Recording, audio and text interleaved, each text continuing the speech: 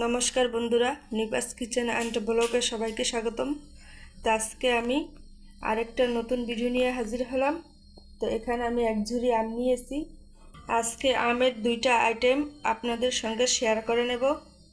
তো আজকে আমি বানাবো আমের আচার আর আমচুর পাউডার। তো আজকে আমি যেভাবে আমের আচারটা করব একদম সহজ। তো আপনারা আমার বন্ধু হয়ে ভিডিওটি স্কিপ না করে সম্পূর্ণ দেখে নেবেন আমি কিভাবে আমের আচার ও আমচুর পাউডার করে নিই। এই আমের আচারটা আমি করব সামান্য মিষ্টি, কিন্তু টক ঝালটা বেশি হবে। তার জন্য আমি এখানে নিয়েছি দেশি রসুন এক মুঠো নিয়েছি, এখানে কাঁচামরিচ নিয়েছি, আর এখানে দু রকমের সরিষা নিয়েছি। কালো সরিষা 2 চামচ, হলুদ সরিষা 1 চামচ নিয়েছি। তো এই সরিষার সঙ্গে আমি এই কাঁচামরিচগুলো বেটে নেব। প্রথমে আমের খোসা ছাড়িয়ে নেব। প্রথমে আমগুলো আমি এইভাবে খোসা ছাড়িয়ে নেব।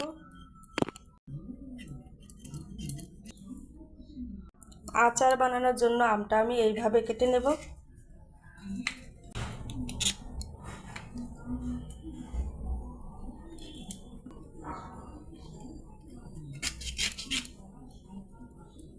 এইভাবে আমগুলো আমি কেটে নেব। এবার আমচুর পাউডারের জন্য আমি এইভাবে খোসা ছাড়িয়ে নেব। তো এই যে আমচুর পাউডারের জন্য আমি এইভাবে খোসা ছাড়িয়ে নিয়েছি, এবার গ্রেট করে নেব।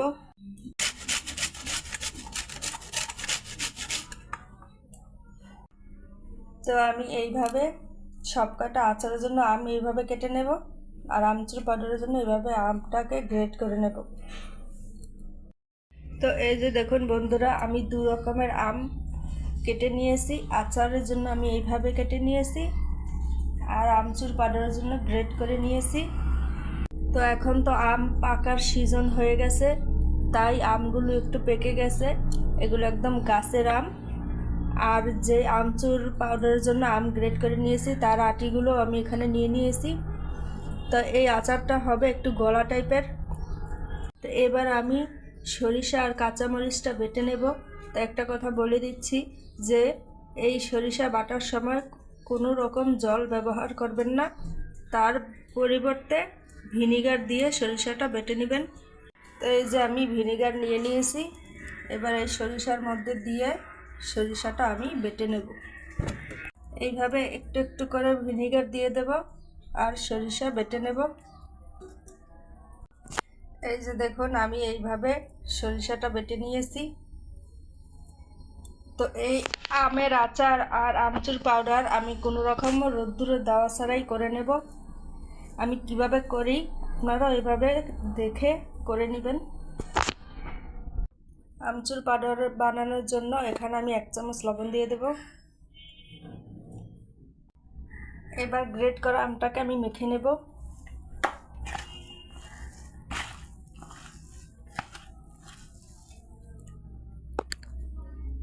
তো এই যে আমি মেখে নিয়েছি, 5 মিনিট রেখে দেব।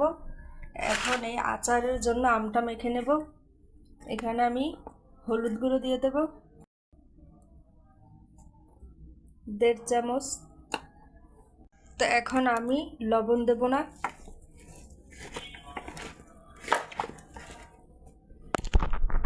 তো এই যে আমি আমগুলো মেখে নিয়েছি, এবার একটা বড় থালায় আমগুলো ঢেলে দেব।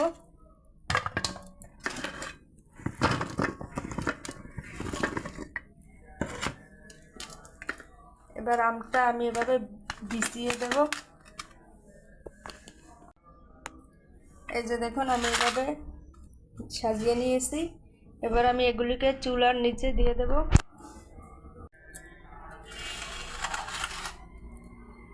তো এবার গ্রেট করা আমগুলো আমি চিপড়িয়ে নেব। এই যে লবণ দেওয়ার কারণে এই জলটা বের হয়েছে। তো এভাবে থালায় ছড়িয়ে দেব।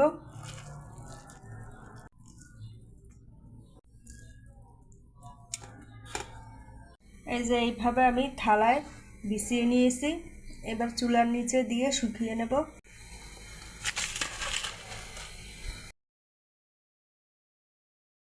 এবার আমি আচারগুলো রান্না করে নেব। এই যে দেখুন এইভাবে শুকিয়েছে।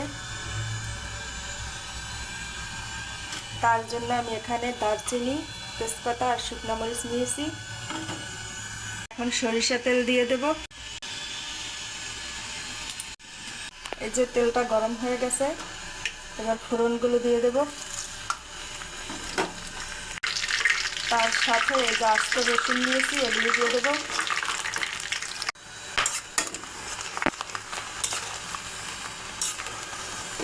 তেলের মধ্যে রসুনটা ভাজা হলে তাহলে আচারের ফ্লেভারটা ভালো আসে।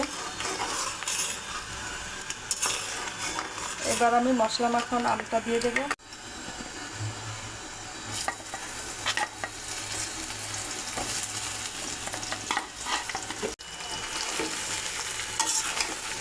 তেলের সঙ্গে আমটাকে মিশিয়ে নেব।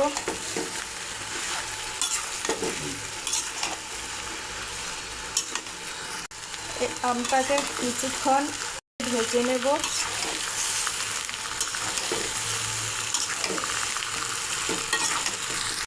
এই যে দেখুন আমটা অলরেডি ভাজার দিকে, এভাবেই আমি ভেজে নেব। এই যে দেখুন আমটা ভাজা ভাজা হয়ে গেছে এবং কতটা কমে গেছে, আর এই যে গলা গলা হয়ে গেছে। এই অবস্থায় এখন আমি চিনি দিয়ে দেব। তো এখানে আমি ব্রাউন সুগার নিয়েছি, এক বাটি দিয়ে দেব।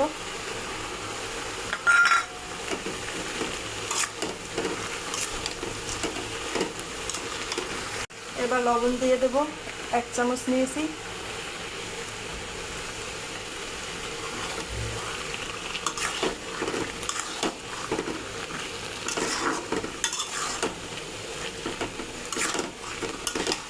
চিনিটা গলে গিয়ে জল বের হয়ে গেছে, এভাবে আস্তে আস্তে আমি টানিয়ে নেব।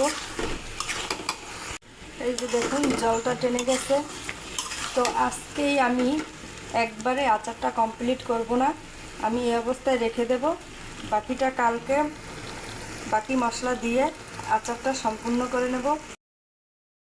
আগের দিনে জাল দেওয়া আচারটা এখন আমি কমপ্লিট করে নেব। আচার যদি দুবার জাল দেওয়া হয় তাহলে আচারটা ভালো হয়।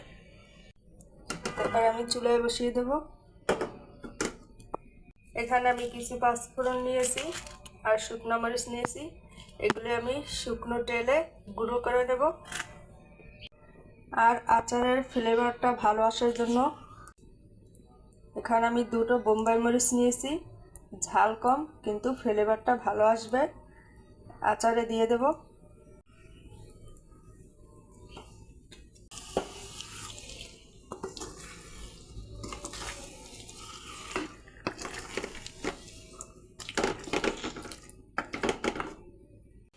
এই যে পাঁচফোড়ন আর শুকনো মরিচ ভেজে নিয়েছি, ঠান্ডা হলে গুঁড়ো করে নেব। আচারটা প্রায় শেষ পর্যায়ে হয়ে আসছে। এবার আমি আচারটা ভালো থাকার জন্য ভিনেগার দিয়ে দেব।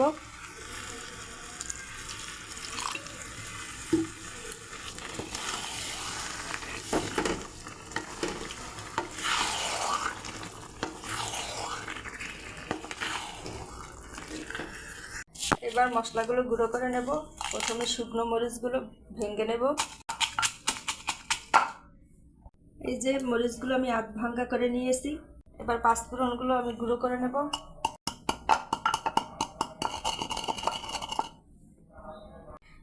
এই যে এইভাবে আমি পাঁচফোড়নগুলো গুঁড়ো করে নিয়েছি। এই যে দেখুন ভিনেগার দেওয়ার পর আবার আমের গা থেকে তেল ছেড়ে দিয়েছে।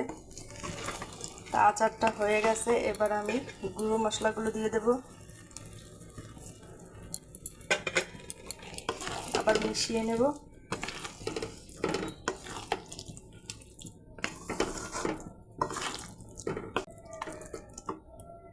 এবার আমার আমের টক মিষ্টি ঝাল আচার রেডি হয়ে গেছে, নামিয়ে নেব। ঠান্ডা হয়ে গেলে কাচের বয়ামে আচারগুলো রেখে দেব। এই যে দেখুন আচারটা রান্না করার পর কত সুন্দর একটা কালার এসেছে। তো এগুলি আমি কাচের বয়ামে ঢেলে নেব। আমি এরকম 2টা কাচের বয়াম নিয়েছি, আপনারা যে কোনো কাচের বয়াম নিতে পারেন। আর আচারগুলো কাচের বয়ামে রাখলে বেশি ভালো থাকে। এই যে আমি এরকম 3টা কাচের বয়াম ভরে নিয়েছি। এই যে দেখুন, বয়ামগুলোতে আমি আচার দিয়ে পুরোপুরি ভরে নিইনি, কারণ এখানে আমি সরিষা তেল আবার দিয়ে দেব। আচারটা তেলের মধ্যে ডুবে থাকলে ভালো থাকে আর বছর জুড়ে রাখা যায়। এগুলো আমি গ্রেট করে নিয়েছিলাম, সেগুলোকে এই যে শুকিয়ে নিয়েছি। এবার এগুলিকে আমি ব্লেন্ডারে গুঁড়ো করে নেব। তার সঙ্গে এখানে আমি এক টুকরো আদাও দিয়ে দিয়েছি, আদাটাও শুকিয়ে গেছে।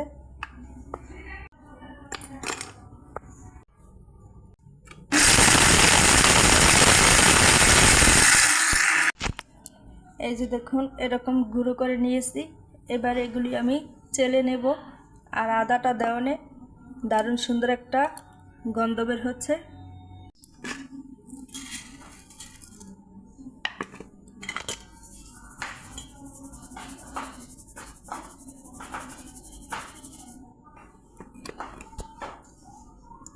একটা সুন্দর একটা পাউডার হয়েছে। এই যে এতটা গুঁড়ি বের হয়েছে। আর এখানে আবার কিছু রয়ে গেছে, এগুলিকেও ব্লেন্ড করে নেব। তো এই যে বন্ধুরা, ভীষণ উপকারী একটা জিনিস। তা আমার দেখানো পদ্ধতিতে আপনারা এভাবে করে দেখতে পারেন। যে কোনো মশলা হিসেবে তো আছেই, শরবত বানিয়েও খেতে পারেন। আমের আচারটার জন্য তেলটা গরম করে নিয়েছি, গরম হয়ে গেছে, নামিয়ে নেব। তেলটা ঠান্ডা হলে আচারের বয়ামে ঢেলে দেব। তেলটা ঠান্ডা হয়ে গেছে, এখন আমি আচারগুলোতে ঢেলে দেব।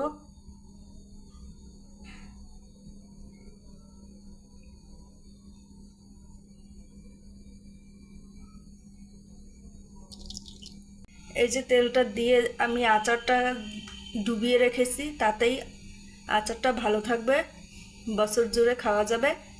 তো বন্ধুরা, আপনারা এইভাবে বানিয়ে নিতে পারেন। তো আমার এই আচার আর আমচুর পাউডারটা বানানো কেমন হলো অবশ্যই কমেন্ট করে জানাবেন। আপনাদের কমেন্টের অপেক্ষায় থাকব। তো সকল বন্ধুকে অসংখ্য ধন্যবাদ জানিয়ে ভিডিওটি আজকের মতো শেষ করছি। আবার আরেকদিন নতুন একটা ভিডিও নিয়ে আসবো। ততক্ষণ আপনারা আমার সঙ্গে থাকুন। সবাই ভালো থাকুন, সুস্থ থাকুন। নমস্কার।